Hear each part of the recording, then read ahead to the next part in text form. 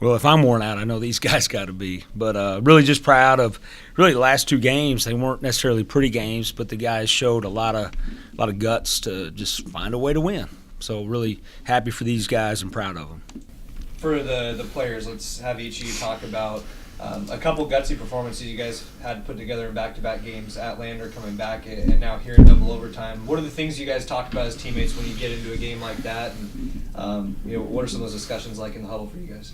I mean, even though the games where we play where it's hard for us to score, we always know we're not locked in and play defense. So as long as we buy into that and we just keep playing defense the way we can, we're going to keep winning games in situations like this. And James? Yeah, like Watt said, usually when we're not scoring the ball as well as we can, we always say in the huddle that we need to just control what we can control. And like what we really focus on is rebounding and defense. So that's what we always lock in at when it's going tough for us.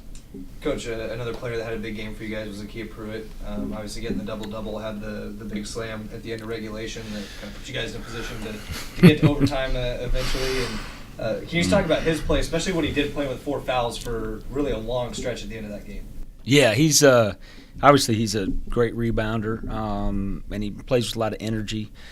But I think that's probably his first double-double. We kind of gave him a hard time. He had a couple games where he wasn't rebounding quite at the level he's capable of, but it was good to see him get back and get 14 of them tonight.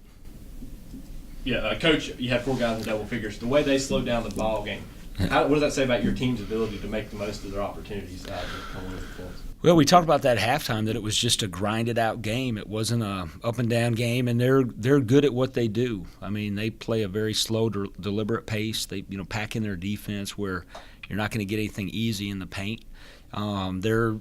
They were going into this game the top defensive team based on field goal percentage, I think, in points, and we were right there behind them.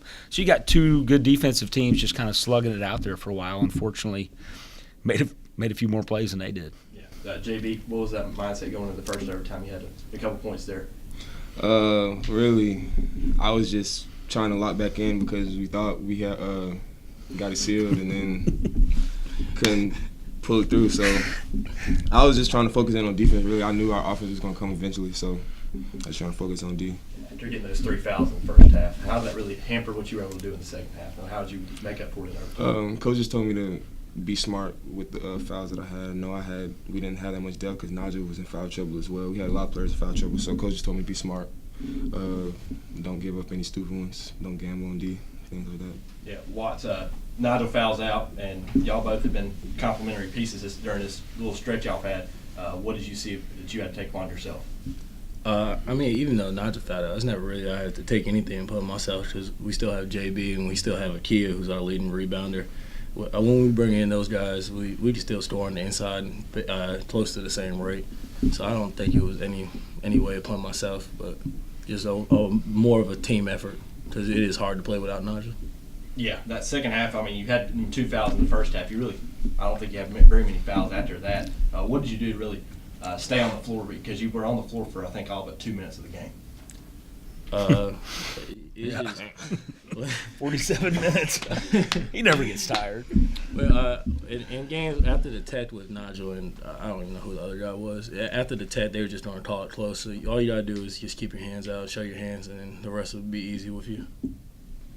Coach, when you guys you have 5 in double figures. Everybody, it seemed like at different moments tonight kind of had their moment to put a stamp on the game. Guys like Micah Kinsey who were just putting a lot of effort in as well in overtime. What does that say about your team as a whole that you guys can really go in a bunch of different directions at different points in a game? Well, we've had a solid 8-man rotation. And now, we're trying to get Andrew Evans back in the swing because he could give us some energy and his ability to shoot the ball could help us. And then guys like Jay Hicks. I mean, we got a lot of guys that can play. And these guys know that too. So I think, we do put some pressure on these guys to play as hard as they can because we got good players that can come in off the bench and really contribute. I feel like we got 7, 8 starters. And JB and Brandon, for both of you guys, you've been through the grind of PVC season, of getting to a tournament championship, getting to a regular season championship. What does a game like this do for a team in terms of allowing you guys to kind of experience that and win through that? What does that mean to you guys as players? Later in the season, when you get into games like this, you always say, remember back what we did when we played Georgia College. Remember back when we had the tough game against North Georgia, how they came back. It's just stuff to remember and rally around. Remember what you did good and lock in and do that again. Yeah, it really just gives us something to build on really later on, because now the game is going to be coming quick. So we just got to lock in now. Yeah, Coach. Now we can talk about Augusta. Yeah. Wednesday. Okay.